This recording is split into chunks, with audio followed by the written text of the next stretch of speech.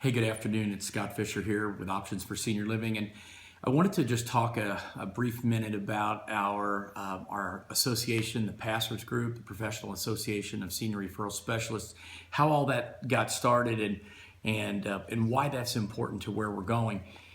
Back in 2010, I was part of a group at the Area Agency on Aging. It was an advocacy group under the Maricopa Elder Abuse Prevention Alliance. Long words, but there was a lot of people there at that particular meeting from the Attorney General's office, the Ombudsman's office, other members of ASNHA, the Better Business Bureau, and the ongoing issue that had kept resurfacing in that committee meeting was the referral and placement industry and I would say the kind of corrupted practices of the people that do this business, this senior referral and placement industry that we're part of. And so one of the charter members of that group, one of the ombudsmen, said somebody needs to do something about those damn placement people. And I was a little offended at that because I was one of those placement people, but my practices were not what the other people, what they were describing other people were involved in. That involved stuff like moving people around, or what we call churning after a placement's been done. They were also involved in taking compensation for Medicaid clients or people that are in the Altex program, and there was a variety of other problems. But they began to outline for us and one of my colleagues, Rita McBride at that time, to begin to create something that was going to address those particular issues and others as we started to walk down the road.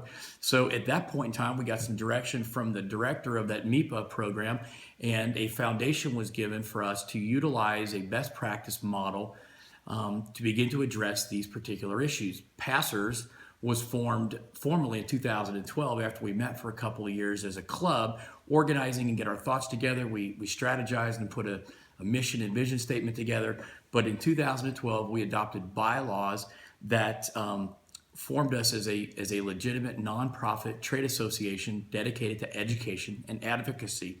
And all of our energy and effort in the last 5.5 years has been dedicated towards addressing the practices of the referral and placement agents in our local market.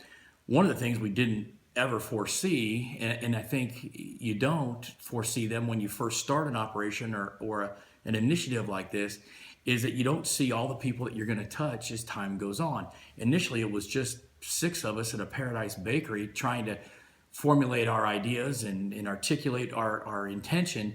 But as time has gone on, people showed up at our meetings. People showed up and were inspired by the mission that we had started.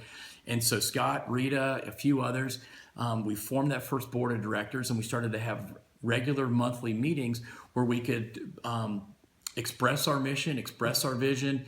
And I could not predict that other assisted living homeowners would show up, assisted living centers would show up, elder law attorneys, hospice and home health companies, all these other players from our marketplace showed up at our meetings, and our message began to spread and our influence began to widen out. Last year we had our first community-based conference, education conference. I stood on that stage that day and literally got choked up and lost it because there was so much feedback we had gotten from our community. There was over 200 people showed up, a long cry from the first half a dozen of us at Paradise Bakery, and there was 208 or something that attended that day, and we knew that our voice was being heard. And then this year we just got done having our second annual conference, and again we had 200 people show up. Sponsorships from all over the senior living industries came in and supported that. We had a representative from the Phoenix City Council attend that morning. So our message is getting out. And so Passers as a platform, and I'm going to talk more about this later, but Passers as a platform and reaching more people has happened because a handful of people had an idea to put this together and start this professional trade association and begin to do what we can to influence and change behavior in our industry. So that's kind of the background and the story of that whole thing. Glad to share it with you guys today. Listen, you want to go to passers.org, PASRS.org, and you can check out more of Passers and our best practices, and always catch us at optionsforseniorliving.com. Thanks for joining us. Take care.